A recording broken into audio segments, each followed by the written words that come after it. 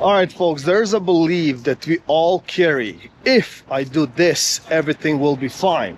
For example, if I buy that bigger home and a bigger, better car, I will fit in. Or if I have another kid, it'll just save my relationship maybe, or my marriage, right? But all those things will not save you at the end of the day, right? Like if you're unhappy with the outcome, you will be unhappy with the outcome, period, right? So I would say the quality of life overall makes a difference, right? So let me give you a couple of my personal examples or observations that I saw, right? Like I've been to, thousands of homes and know people and whatnot, right? But sometimes you go into these, luxurious homes, big ones, and they're so empty. You feel the energy is gray. It's the house is nice, nothing wrong, but there's that missing element. And what is that missing element? Like, it seems like that people don't live in these homes, right? And I'll get to that, what I mean exactly, right? But on the other hand, like, you would go to a normal house that's full of love, full of that harmony, right? And people are eating at the small table, and kids are running around, and you feel the energy, and people are smiling. And I asked myself, why?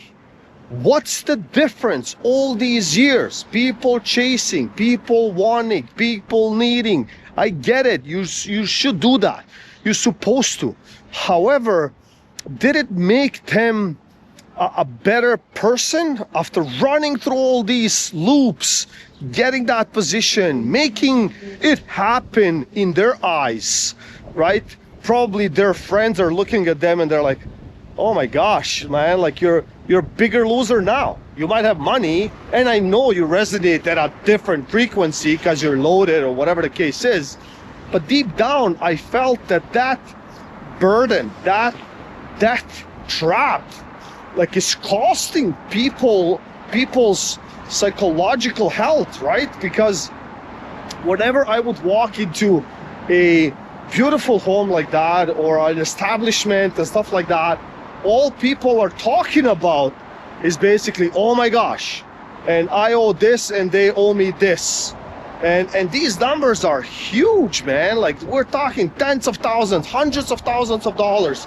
And I have to do this. And when I get to here, then I have to do that. And I'm like, what the heck is going on here, right? But the conversations on the other side, when I go to a more loving setup, I would say, traditional people, right? So it's all about how are your parents, how are your siblings, how are things, how are you, like, it's more about these normal level questions, right? And then the other day I spoke to a friend of mine, like I walk my dog and stuff like that, and I see him and we talk about that, right? And he asked me the same question. He's like, buddy, like, what is going on? I'm like, look, the problem is we're all pressured and we're all working, which is fine, right?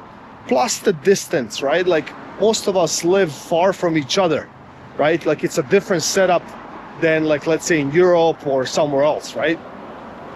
So that's the first problem.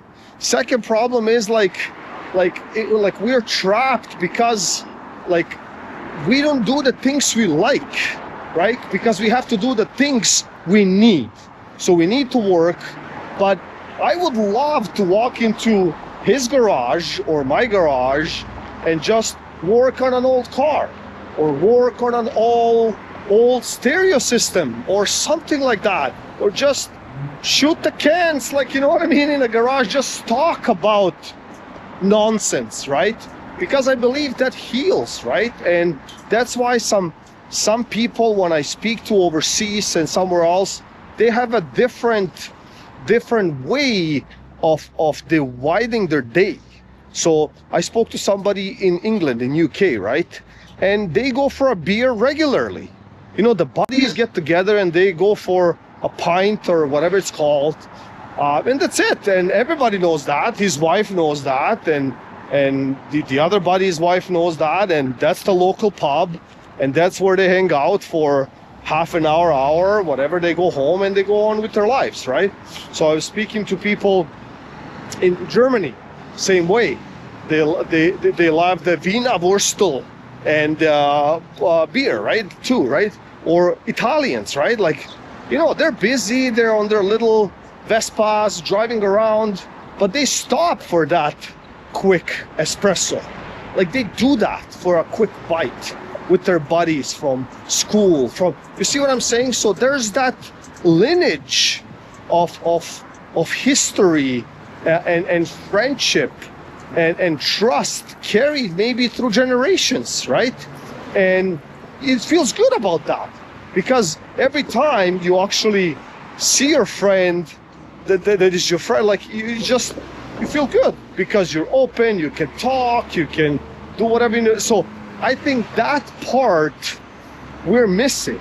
We don't have that, right? And everybody's driving in these nice cars alone, and nobody's talking to nobody, and nobody is going out, and some of the young generation, I see that they're kind of slowly rebelling the system, right?